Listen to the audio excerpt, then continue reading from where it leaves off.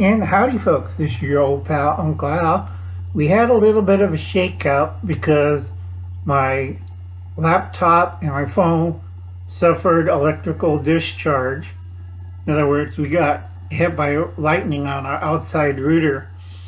It was warranted, so I got a new router. Everything's fine except for my laptop because I'm redoing everything. I have 12 different apps I have to redo, check, and put back into my laptop. So this is part of the test. The camera view is kind of hinky because normally it would be a little brighter. It's a little darker around the edges. So anyway, we're continuing with our Christmas. I know it's delayed. I had so much stuff going on, it's not even funny.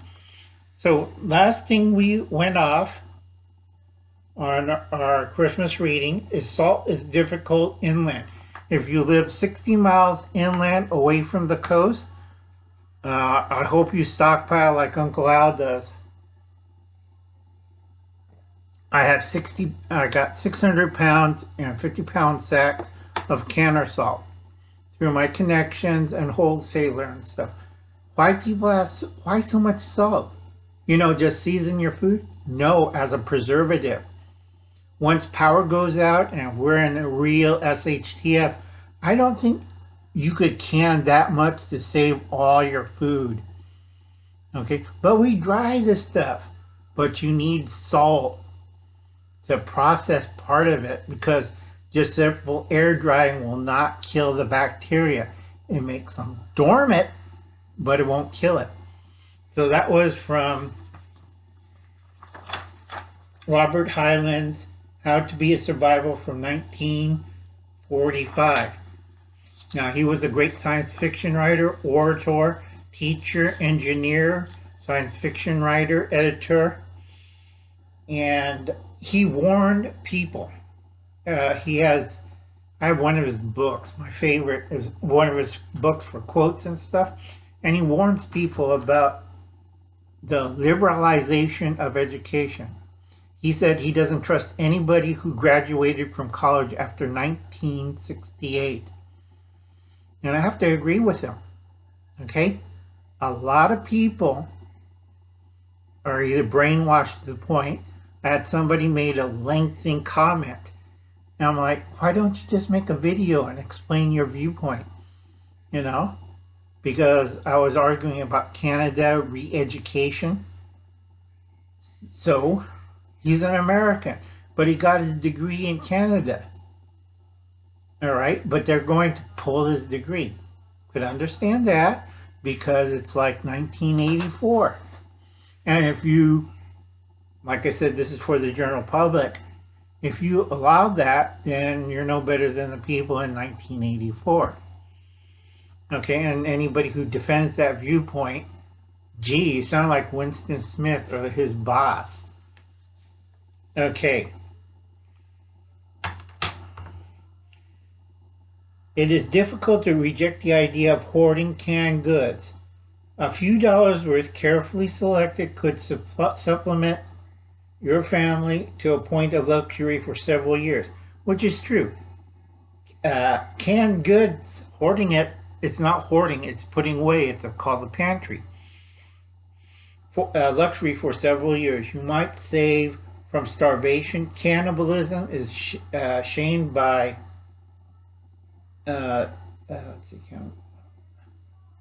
was shamed the Donner Party during your first winter of the new nuclear dark age. It certainly alleviates some of the sugar hunger you may sure to feel under the most primitive conditions. It's a great risk to have canned goods.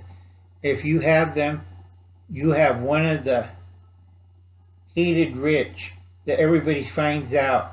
So if you're on YouTube and you blab everybody you have freeze-dried food, you have canned foods, you're the hated rich. Me, I work at a food bank. And people notice, why you have canned foods over here? They're going to the food bank help run at the church. Would you like to donate? They tend to freak out and run away, even when I chase them down with literature. Okay? The great risk is having canned goods. You either have to protect them, hide them, don't let anybody outside your own household. Don't let anybody outside your own household, okay? Or it wouldn't be on YouTube. Out of your home, is it too inviting assassination? In other words, they're going to hunt you down, kill you, take your canned foods. All right?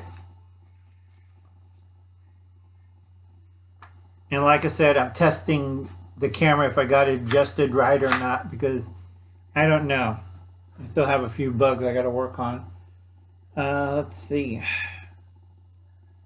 If you do not believe that a man will commit murder for 1 can of tomatoes, everybody's stocking tomatoes, then you have never been hungry in your life.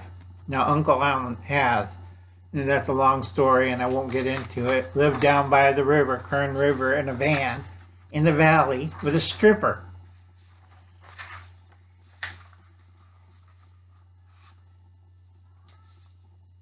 If you have canned goods, open them when the windows are shut and bury the cans. Smash and bury. Okay? It risks temptation to advertise your wealth by empty tin cans in receptacles.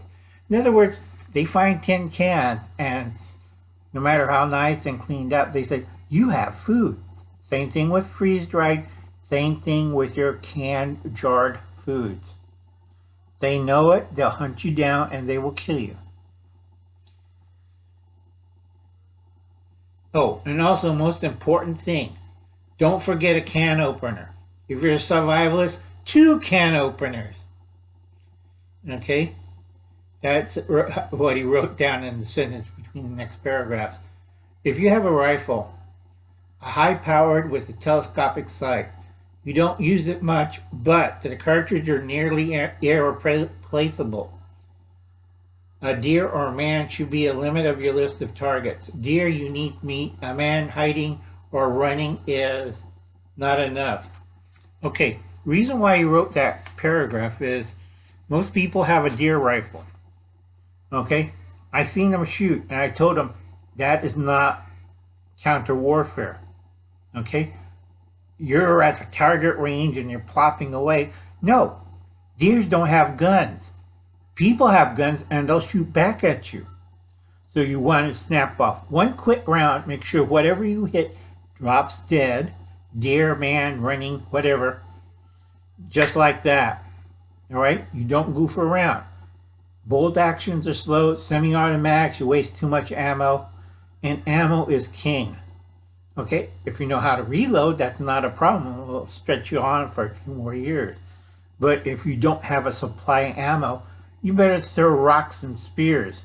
Don't throw a spear, because I'm a martial artist and I know that. Okay. And that brings us to another subject most interesting to all. We have not talked about the enemy, have we? And yet, from yet his viewpoint from the start, his atomic bombs will reduce you to living off the countryside while performing your own amputation. If you have planned carefully and don't see much of him for a while, this may be a very big country. You can hit out in wherever many places at a time, and chances of occupation forces combing the valleys, canyons, the hills of the backcountry. He means the past the 100th meridian, because back then, if you didn't have air conditioning or barbed wire, nobody wants to live out here. Hills of the backcountry, unless you have several years negotiable. It is entirely conceivable the enemy could conquer and destroy our country as a state in 20 minutes with atomic bombs and possibility the use of the new rockets. But atomic bombs with bombers, he's quoting, because it's 1945. And yet his occupation,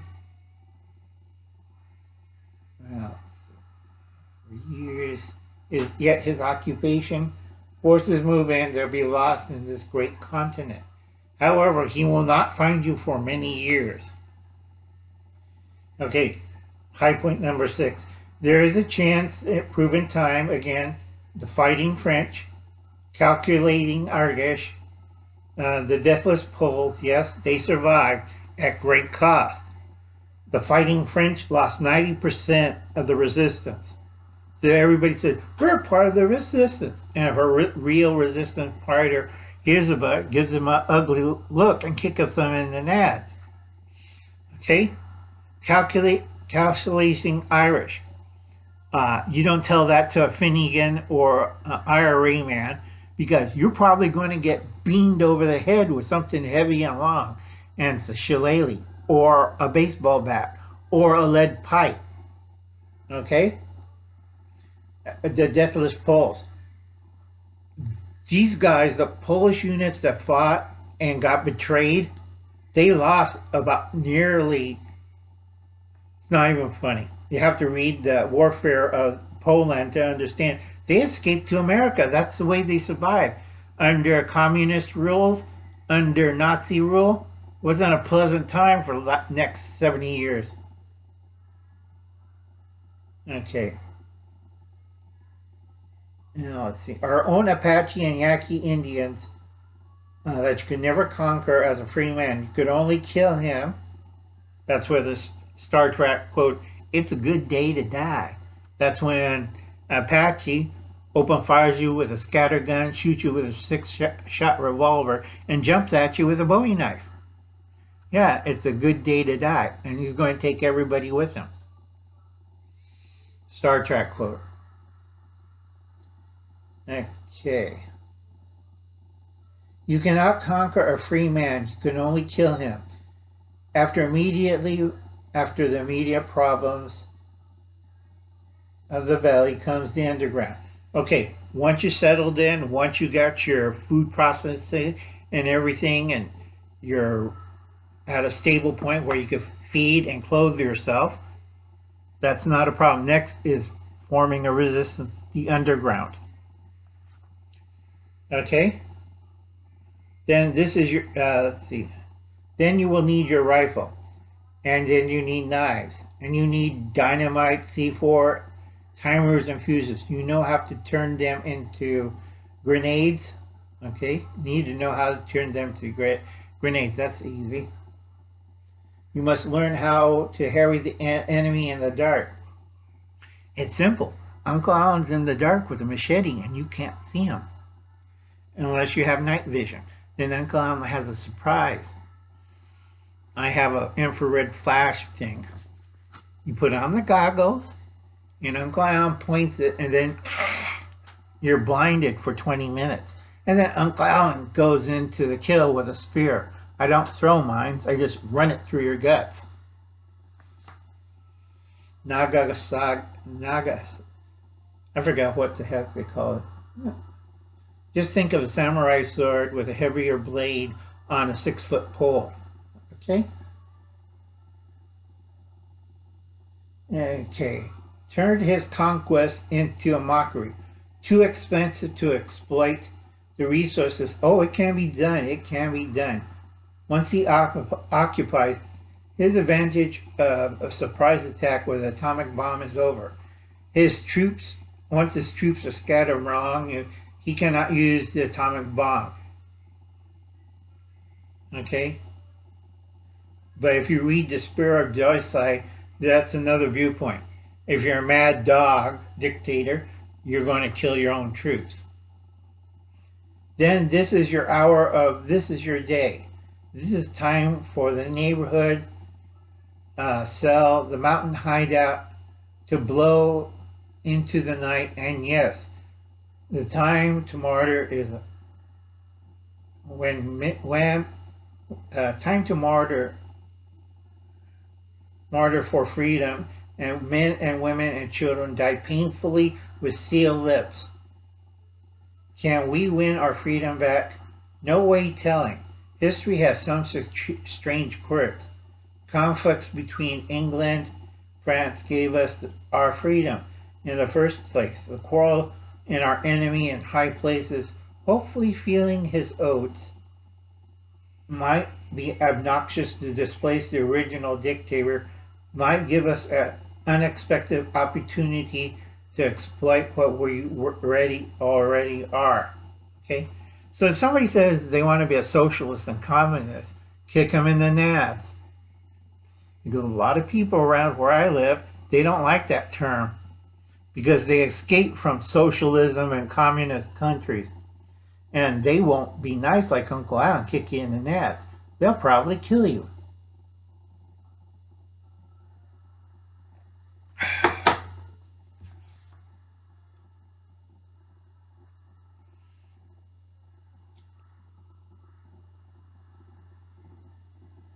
There are ways to study for that day. There are many books, many of them you may read and learn what other people have done in the past. One such book is Tom Willigan's Ways of New Warfare, out of print, but it was written in 1940s. That's a very good read. Blueprint for what you can make of an invader, wishing you stayed at home. It is available 25 cents. Now it's like $300 a copy. Journal. You could study it and be quite deadly even if you're 50 or 4F. Remember, 1945. If you plan for it, you can survive. You study and plan and get ready to organize when the time comes. You hope and only hope, not only survive and play a part winning back the lost freedoms. General George Washington once quoted scripture describing what we were fighting for then. A time where everyone shall be sit in own safety under his own power of his vine and fig tree, and none will make him be afraid. Okay, that text sounded a little weird. I think Washington misquoted. It is worth planning for a person who won't be blackmailed. L. Long. Okay? And that's Lazarus Long from his book. Because if you read Lazarus Long, his character, he's in several books. A person who won't be blackmailed can't be blackmailed. Because when he was younger, he met a guy and somebody was trying to blackmail him. He went up to the blackmailer and blew out his brains. When Lazarus, first era of his oldness, about first century, he met the same old person, and the old person like, hey Lazarus, you know, and somebody again tried to blackmail Lazarus and the old man. The old man says, nope, too old, don't care. Boom! Shot the blackmailer. Okay? And Lazarus and the old man laughed, and they got a cup of coffee and went off. Blackmailer is dying on the ground with a hole in his head. Okay? There are people who are fed up, and I tell a lot of people, if you're an ATF agent and you bring in the local police, you better be smart, or you're going to be the guy on the ground with a hole in his head. And people like, nope, not going to happen. It's civil disability. We don't care anymore. And you might not see tomorrow. And that ends our reading. I hope this works. And I'll catch you later. I'll be seeing you.